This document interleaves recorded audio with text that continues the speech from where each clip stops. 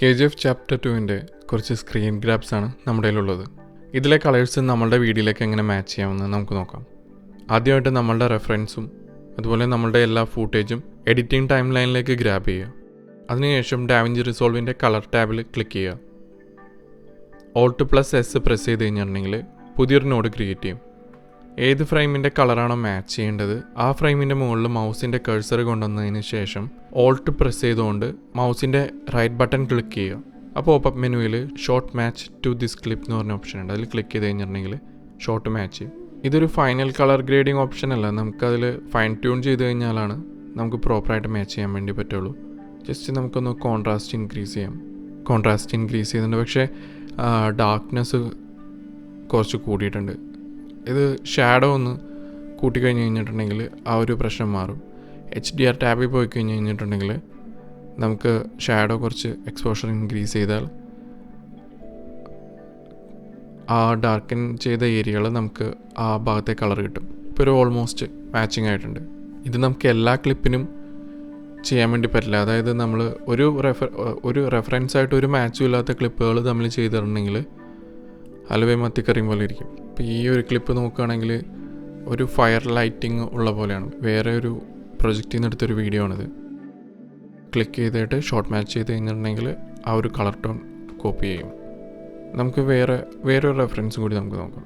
ഇപ്പോൾ ഇതിലാണെങ്കിൽ നമുക്കിതിൽ ഏതെല്ലാം കളേഴ്സ് ഉണ്ടെന്ന് അറിയാൻ വേണ്ടി എഫക്റ്റ് ലൈബ്രറിയിൽ പോയിട്ട് കളർ പാലറ്റ് സെർച്ച് ചെയ്ത് കഴിഞ്ഞിട്ട് കളർ പാലറ്റ് ഗ്രാബ് ചെയ്ത് കഴിഞ്ഞിട്ടുണ്ടെങ്കിൽ നമുക്ക് കളേഴ്സ് ഏതൊക്കെയാണെന്ന് അറിയാം. ബ്രൗണിൻ്റെയും ഗ്രേയുടെയും ഷെയ്ഡ്സ് ആണുള്ളത്. സെയിം കളർ റെഫറൻസ് ഉള്ള ക്ലിപ്പുകളാണ് അത്രയും നല്ലത്. ഇതിൽ ഗ്രേയും ഒരു ബ്ലൂഷ് ഗ്രേയുടെയൊക്കെ കളേഴ്സ് കൂടുതലാണ് ഇതിൽ, പക്ഷേ ബ്രൗൺ ഓൾമോസ്റ്റ് സിമിലർ കളേഴ്സാണ്. ഇനി Alt+S ക്ലിക്ക് ചെയ്ത് പുതിയൊരു നോഡ് ക്രിയേറ്റ് ചെയ്തു. എന്തിനാണ് ഇങ്ങനെ ചെയ്യുന്നതെന്ന് വെച്ചിട്ടുണ്ടെങ്കിൽ നമുക്ക് എന്തെങ്കിലും റീസെറ്റ് ചെയ്യുകയാണെങ്കിൽ വളരെ എളുപ്പമാണ്. നമ്മളുടെ ഷോർട്ട് മാച്ച് ചെയ്തു. ഇപ്പോൾ ആ കളേഴ്സ് മാച്ച് ആയിട്ടുണ്ട്. ഇപ്പോൾ നമ്മൾ നോക്കുകയാണെങ്കിൽ യഷിൻ്റെ കോട്ടിൻ്റെ അവിടെ ഒരു ലൈറ്റിൻ്റെ ഹൈലൈറ്റഡ് ആയിട്ടുണ്ട്. അപ്പോൾ നമ്മളുടെ സൺലൈറ്റ് വന്നിട്ട് ഷോൾഡറിൻ്റെ അവിടെ വരുന്നുണ്ട്. നമുക്ക് ഒന്ന് ബൂസ്റ്റ് ചെയ്തെടുത്ത് കഴിഞ്ഞിട്ടുണ്ടെങ്കിൽ കുറച്ച് സിമിലർ ഫീലിംഗ് കിട്ടും. അതിന് വേണ്ടിയിട്ട് HDR ടാബിൽ പോയിട്ട് ലൈറ്റിൻ്റെ അവിടെ എക്സ്പോഷർ കൂട്ടി കൊടുക്കാം. അപ്പോൾ അവിടെ ഒരു സെയിം ഒരു കളർ ടോൺ വന്നിട്ടുണ്ട്. ഇപ്പോൾ എന്താ പറ്റിയെന്ന് വെച്ച് കഴിഞ്ഞിട്ടുണ്ടെങ്കിൽ നമ്മളുടെ ക്ലിപ്പിലെ ബ്ലാക്കിൻ്റെ കളറൊന്ന് ചേഞ്ച് ആയിട്ടുണ്ട്. ഒരു ബ്രൗണിഷ് കളറാണ് വന്നേക്കുന്നത്. അതൊന്ന് ബ്ലാക്ക് ഒന്ന് ഇൻക്രീസ് ചെയ്ത് കഴിഞ്ഞിട്ടുണ്ടെങ്കിൽ ആ ഒരു പോർഷൻ കറക്റ്റ് ആവും. HDR ടാബിൽ പോയിട്ട് ഡാർക്കിൻ്റെ എക്സ്പോഷർ കുറച്ച് കൊടുത്തു കഴിഞ്ഞിട്ടുണ്ടെങ്കിൽ അവിടുത്തെ ബ്ലാക്ക് പ്രോപ്പറാവും.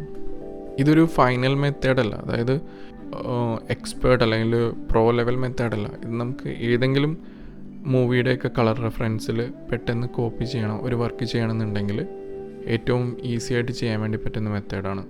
നമുക്ക് വേറൊരു വീഡിയോ റെഫറൻസ് നോക്കാം. ഇത് ജെയിംസ് ബോണ്ടിൻ്റെ സ്കൈഫോളിലെ ഒരു റെഫറൻസ് ക്ലിപ്പാണ്.